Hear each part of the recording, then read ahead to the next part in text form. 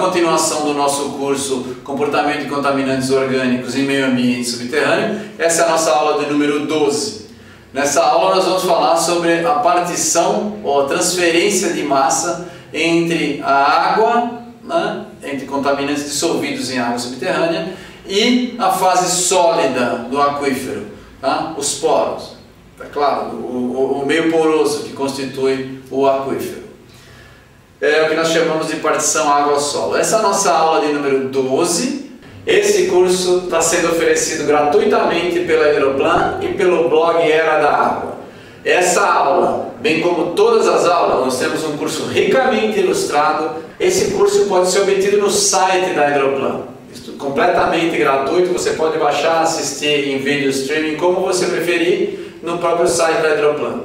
Além disso, o site da Aeroplan está sendo completamente reformulado, ele vai ser um banco de dados com informações sobre hidrogeologia. Nas duas aulas anteriores nós falamos sobre a lei de Henry, ou seja, partição água-ar.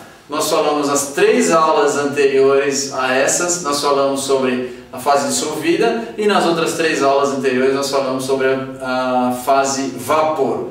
Hoje nós vamos falar de um tema um pouquinho mais áspero para se explicar, mas não menos importante, que é, na verdade, a capacidade que o próprio meio poroso que está sob os nossos pés tem de armazenar massa. Não estou falando de massa em fase residual ou fase livre, como nós já mostramos, que é o produto na forma que ele migrou em gotinhas separadas ou numa fase contínua, no caso da fase livre. Estou falando de massa, de moléculas que ficaram agregadas à superfície do solo, como pode ser visto nesse vídeo aqui. Como nessa animação mostra para a gente, nós temos parte das moléculas que estão sendo transportadas pela fase dissolvida, elas vão sendo retidas no solo. Essa retenção é chamada de fase adsorvida. Então nós vamos desenvolver uns conceitos que nos mostram como nós podemos estimar o quanto que fica preso em fase adsorvida. O conceito inicial é muito simples e nós vamos mostrar para vocês como isso pode ser calculado. Depois nós vamos mostrar como nós podemos estimar a partir de dados da literatura. Uma coisa que nós conseguimos calcular a partir de amostras onde nós determinamos, que custa caro, como vocês sabem, a análise química custa dinheiro. A outra é a gente usar o nosso raciocínio da literatura para que nós consigamos estimar isso. A primeira forma, então, que nós podemos fazer é aqui como nessa figura. Nós pegamos a quantidade, uma massa inicial de solo limpo, ou seja, limpo significa um solo que não tem contato com o contaminante, ele não viu o contaminante. Ele está absolutamente desprovido de qualquer massa do nosso contaminante de interesse. E eu pego, num recipiente hermeticamente fechado, eu pego uma água com concentração de interesse desse nosso contaminante conhecido. Então eu vou ter aqui um frasco com uma concentração de interesse do contaminante conhecido. E eu tenho aqui solo absolutamente limpo, ele nunca viu esse contaminante. E o meu próximo passo é eu misturar os dois. O que eu vou fazer? Eu coloco o solo dentro do frasco fechado, de forma a não perder nenhum volátil. Esse nosso experimento é um mundo perfeitamente ideal, não tem perda de massa. Existem formas de fazer isso no laboratório também. Então o que eu faço? Coloco essa quantidade de solo numa quantidade de água conhecida com uma concentração conhecida. Eu agito e espero que entre em equilíbrio a distribuição de massa. Parte do contaminante que se encontrava dissolvido em água, ele vai passar então a ficar preso em algumas das partículas de solo. Outra parte do contaminante vai ficar dissolvido em água ainda. Ora, eu posso ter contaminantes, e vocês já podem desenvolver um raciocínio em relação a isso, eu posso ter contaminantes que são muito mais hidrofílicos, eles gostam muito da água. Então o que eles vão fazer? Eles vão tender a ficar na fase dissolvida. Ao passo que se alguns desses contaminantes que eu estiver trabalhando, que eu tivesse colocado na minha concentração inicial conhecida, forem mais hidrofóbicos, eles vão ter uma tendência a não querer ficar na água, eles vão tender a particionar para o solo. E como é que eu determino isso? Eu faço essa mistura na forma que está apresentada nessa nossa animação. E o que eu vou ter? Eu pego então, espero no laboratório, essa massa de solo ela vai lentamente sedimentar, como a gente tem sedimentação de argilas, as frações mais pesadas sedimentam primeiro, mas se eu deixar tudo quietinho lá no laboratório, depois de um tempo determinado, eu tenho toda a fração que estava em suspensão sedimentada no fundo. E eu vou ter então uma quantidade de água. O que eu faço? Eu vou extrair uma quantidade de água e eu vou determinar a nova concentração dessa água.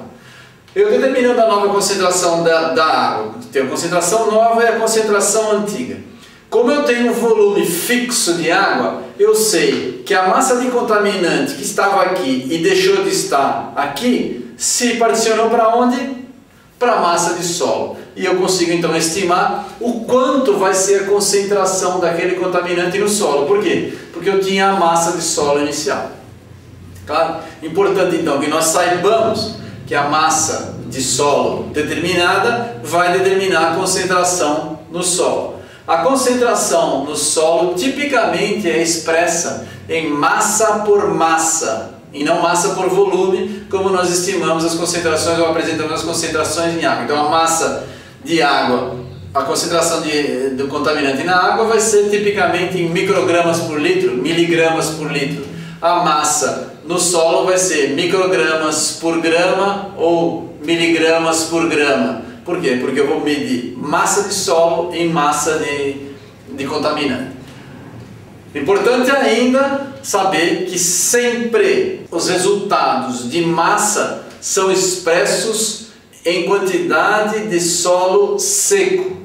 Por quê? Porque a minha massa do solo exclui a massa de água. O peso de água que está dentro dessa massa de solo não pode entrar dentro do nosso resultado de concentração. Sempre que a gente está pensando ou que algum laboratório nos expressou uma massa ou uma concentração de um determinado contaminante em solo, ele está se referindo a uma quantidade em solo seco. Isso significa que quando nós formos fazer alguns cálculos, temos uma massa de solo seco em nossas mãos para que nós possamos calcular.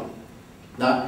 Ora, quando eu tenho então essa distribuição de massa, eu posso começar então a fazer meus raciocínios como nós iniciamos a aula aqui hoje.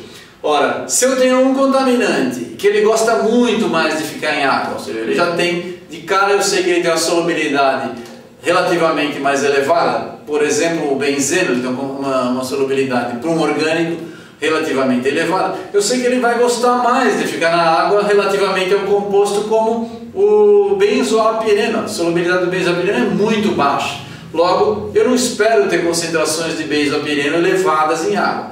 Mas se eu pegar então, como eu sei que ele não gosta de água, se eu pego algum composto que já não tem essa habilidade de ficar facilmente em água, se ele estiver presente em água de alguma maneira e ele tiver uma possibilidade de sair da água, ele vai tender a sair. E uma das formas dele sair da água seria para pressão de vapor. Se ele não é volátil, a outra saída seria ele ficar retido sob a forma de fase adsorvida. Novamente, eu repito, porque esse é um erro recorrente, vejo isso ao longo dos anos, a fase adsorvida são moléculas que estavam dissolvidas em água e que se fixaram por cargas elétricas na superfície do solo. Existe fase adsorvida que pode vir da fase residual e da fase livre também, mas é importante que nós saibamos que fase adsorvida não é fase residual. É extremamente importante que seja feita essa distinção. Ora, nós vamos então, a partir desse conceito de que o composto se particiona para o solo, nós vamos desenvolver algumas teorias que nas próximas aulas nós vamos mostrar para vocês como nós estimamos esses valores.